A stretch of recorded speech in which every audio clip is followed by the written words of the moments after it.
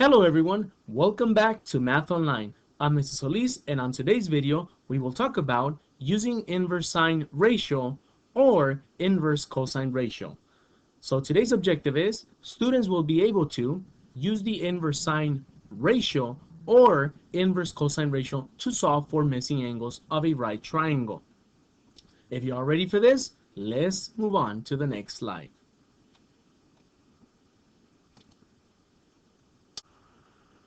Alright, so just like the previous video, we're going to go over some quick information that we need to know and understand. Inverse sine or inverse cosine ratio. So we know that the sine or cosine ratio are used to find the missing side of a right triangle.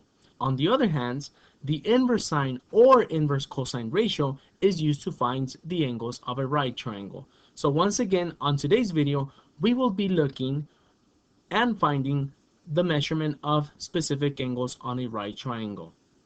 Alright, with that information, let's move on to the next slide. The first scenario, find each angle measured to the nearest degree. So on the first problem, we have sine of v is equal to a specific ratio. In this case, instead of giving us a fraction, they give us a decimal. So no big deal. We will apply the same technique. So this is what we're going to do. We're going to take inverse sine on both sides. So we're going to say inverse sine, we need that little negative one on the top. So inverse sine of, what expression do we have on the left side here? Sine v. So sine, let me use a different color. Sine of v. Okay, there it is. Boom. Let me close this in parentheses. As you can see, I took the inverse sine on the left side, and there's my expression on the left side as well. I'm going to set this equal to, and I will also take the inverse sine of the ratio. So sine inverse of what ratio? 0.1564. Perfect. There it is. Oops. I should have actually used the red color. So you can see my parentheses there. Alright, so all I did is I took the inverse sine on both sides of this equation. What you do to one side, you have to do to the other. So now, we also learned on the previous video that when you simplify the left side, inverse sine and the sine will simplify each other out. In other words, they will cancel each other out. So we will be left with v, or the angle b, which is equal to the inverse sine of the ratio, right? Like we did on the previous video. So all we have to do now is use our calculator, and like I said, we always go to decimals.com if we don't have an actual calculator to find the measure of angle B. So let's go ahead and do that. Let's find the measurement of angle V by calculating this in the calculator. So we go back to our decimals.com, and if we click on scientific, there it is. It's coming up. Appears a little bit slow. There it is. All right. So remember, we're not using just sine. We want inverse sine. So we have to go to functions and click on inverse sine. And then all we have to do is click on our ratio, right? So in order to go back to the numbers, you have to go to main menu and click on the ratio. So it was 0.1564, and we hit enter. Actually, we don't. It does it all automatically for us. So here's the ratio. So I'm going to copy and paste this once again, like we've been doing. Copy, go back to the slides, and let's go ahead and paste this. All right, so it only copied the tens place, which is fine because we are actually rounding to the nearest degree, so there's no need for the other numbers. So in this case, if we want to round this number to the nearest degree, we would say that the measure of angle B is equal to how many degrees? 9 degrees. Perfect. That is correct. Remember, if the tens place is 5 or bigger, then the A becomes 1 more units. Okay. If the tens place is less than 5, then the 8 would have remained the same. Okay. All right, hopefully you guys remember that, how to round to the nearest degree from previous videos. So the measure of angle B is equal to 9 degrees. So let's move on to the next scenario. Alrighty, similarly, on example number 2, we have find each angle measured to the nearest degree. So in this case, instead of having the sine trig function, we have cosine. So in order to find the measure of the angle, we need to take the inverse cosine on both sides of the equation. So this is how we do this. Let's do this. So we want to say inverse cosine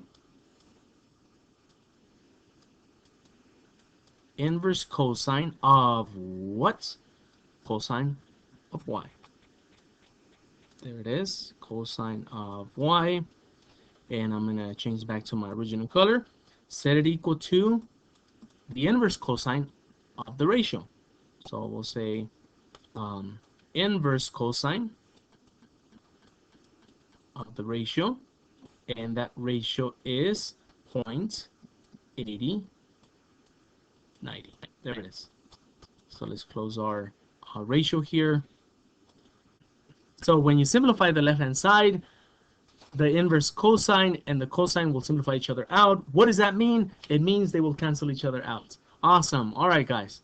Let's go ahead and cancel these out. And we're left with y, which in this case is our angle. And this will be equal to this number here, which is inverse cosine, which we're going to have to use a calculator to find this value. Whoops, I forgot my one.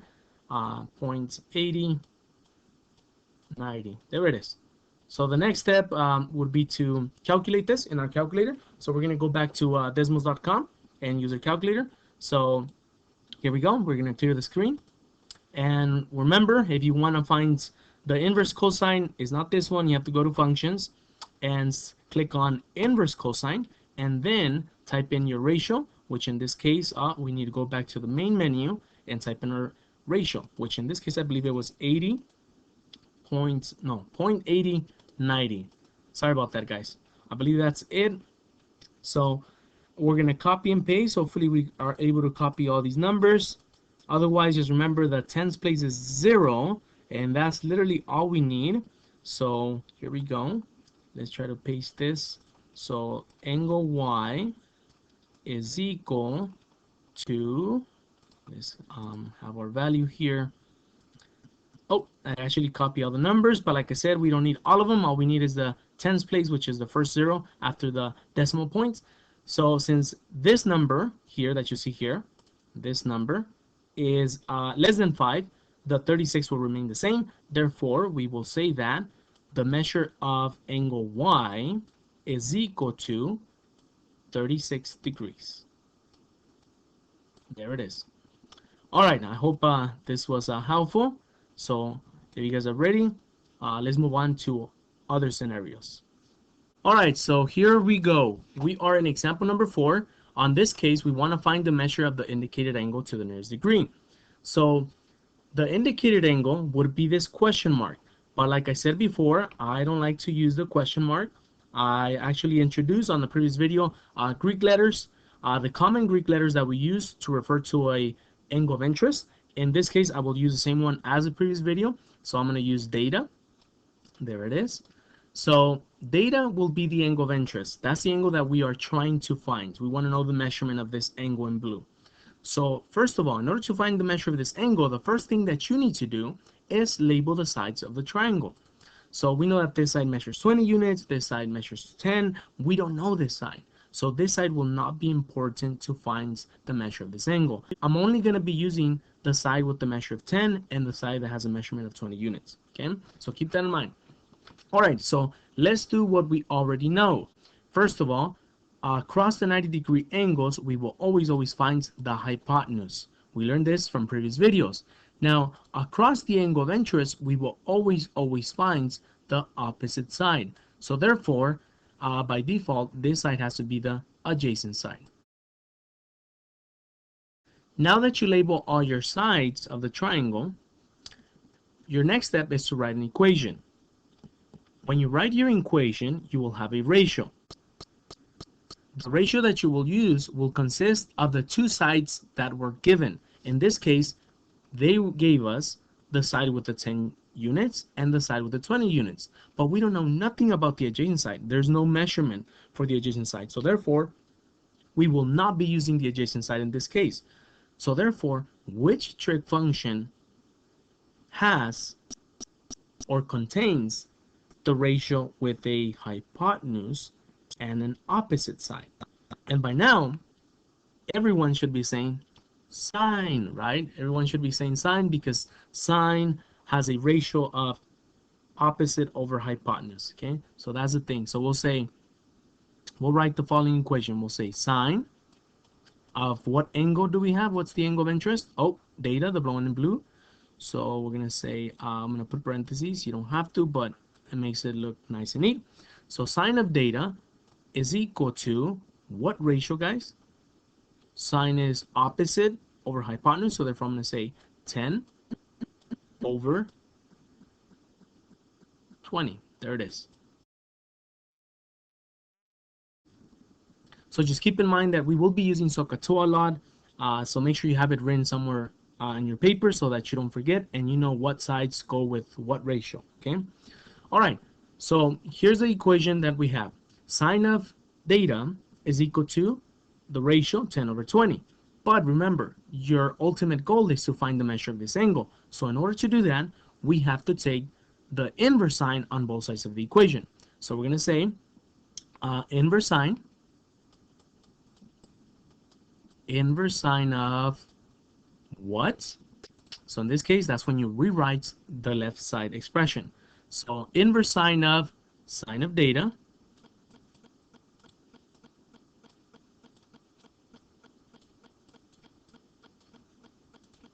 there it is.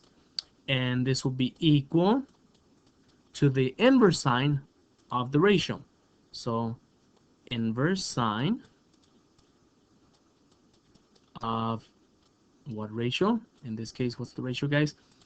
10 over 20, right? 10 over 20. So as you can see, first step, label the sides of the triangle. Second, determine what trig function you're going to use. Well, you do that by looking at the sides that were given. They give us the opposite side, they give us a hypotenuse side. So therefore, I must use the sine trig function, okay? So once you set up your equation, then like we did on previous videos, in order to find the measure of the angle, you will take the inverse sine of both sides of the equation, which will lead us to this equation here. Now, in order to simplify the left side of this equation, we learned on a previous video that the inverse sine and the sine will simplify each other out. So in other words, they will cancel each other out and we will be left with data. And that's what you want to find, right? Oops, that does not look like data. So let's redo that again. There it is. That's a little bit better. Remember, guys, I'm using the mouse, so it makes it hard to write numbers and letters. So data is equal to inverse sine of this ratio, 10 over 20. So all you have to do now is take this number and calculate it on a calculator. So let's go back to decimals.com. So inverse sine of 10 over 20. Okay, so let's clear the screen and we'll say function. We want inverse sine and the ratio was, we go to main to see the numbers, 10 over 20. And that'll give us our measurement in degrees, right? So in this case, it's a whole number, so no decimal. So the answer is 30 degrees. So we'll say data is equal to 30 what? 30 degrees. Remember that little tiny circle means degrees. So the measure of data is equal to 30 degrees. There it is, guys. So hopefully this is just a review of the inverse tangent. Like I said, you're using a different trig function, but the process, the steps are the same thing, okay? All right, let's do one more example, and hopefully this helps you out to solve the problems for this week.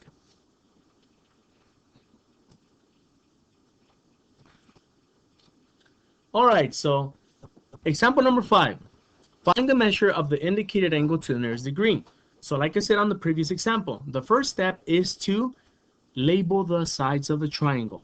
Who's the hypotenuse? Who's the opposite? Who's the adjacent? So let's go ahead and do that. We know that across the 90-degree angle, we will always find the hypotenuse. All right, so now we want to look at the angle of interest, which is this question mark, but remember, I don't like to have that question mark as the angle of interest, so I'm actually going to write the Greek letter theta, like we've been doing on previous problems, okay? So there it is. So the angle of interest is theta, and across the angle of interest, we will always find the opposite side, okay? Therefore, the side with the 6 units should be the adjacent side. Okay? So now, we need to set up our equation. But remember, in order to set up your equation, you need to know what trig function you're going to use. Well, look at your picture, look at your diagram. What two sides were given to you with measurements, with units, right? So they gave you the adjacent side with units, and they gave you the hypotenuse with units. You have no clue how much the opposite side measures, right? You have no units, so therefore I'm not going to use the opposite side. So I'm just focusing on adjacent side and the hypotenuse. So now, from previous videos, looking at your SOHCAHTOA, which trig function uses the adjacent and the hypotenuse side? And by now, everybody should be saying cosine, right? Awesome. All right, so it is cosine. So we're going to say cosine of our angle of interest, in this case is theta, is equal to a ratio. And that ratio would be adjacent over hypotenuse. So in this case, it's 6 over 12. So 6 over 12. Remember, you don't have to reduce the fraction. Since you're finding the measure of the angle, you don't have to reduce the fraction of the ratio, okay? So let's go ahead and move on to the next step. Now that you set up your equation, you want to find the measure of this angle, the angle of interest. In order to do that, you have to take the inverse cosine of on both sides of the equation. So we're going to say the following. We will say inverse cosine of what? And that what would be the expression on the left side, which in this case is cosine of theta. And this will be equal to the inverse cosine of the ratio. So we'll write inverse cosine of the ratio, 6 over 12. All right, there it is. So when you simplify the left-hand side of the equation, we know that the inverse cosine and the cosine will simplify each other out. And what does that mean? It means that they will cancel each other out, okay? So the inverse cosine goes away, the cosine goes away, and we're left with theta. And that's what we want to find, right? All right, so theta is equal to what measurement, to what degrees? In order to do that, in order to find that, we need to calculate this number. Inverse cosine of 6 over 12. So the inverse cosine of the ratio. So here we go. In order to do that, we need to go back to our calculator. So in order to do that, we need to clear the screen. There it is. Then we were going to look for the function inverse cosine of, what was the ratio, guys? If I'm not mistaken, I believe it was 6 over 12. And that'll tell us our degrees. So we got 60 degrees. There's no decimals, so that's awesome. We don't have to worry about rounding. So the answer for this problem would be 60 degrees. So let's go back to our scenario. So we'll say that the measurement of angle theta is equal to 60 degrees. And that is our answer for this problem. So hopefully this helps you out to solve the problems of this week. Remember, this week is only inverse cosine and inverse sine. Okay, that's all we're going to be using. We're just finding the measurement of angles. All right, if you guys have any questions, please send me an email and I'll try to get back to you as soon as possible. I hope you guys are doing great. And remember, we teach a new lesson like this one almost every single day. I'm Mr. Solis, and I'll see you on the next one.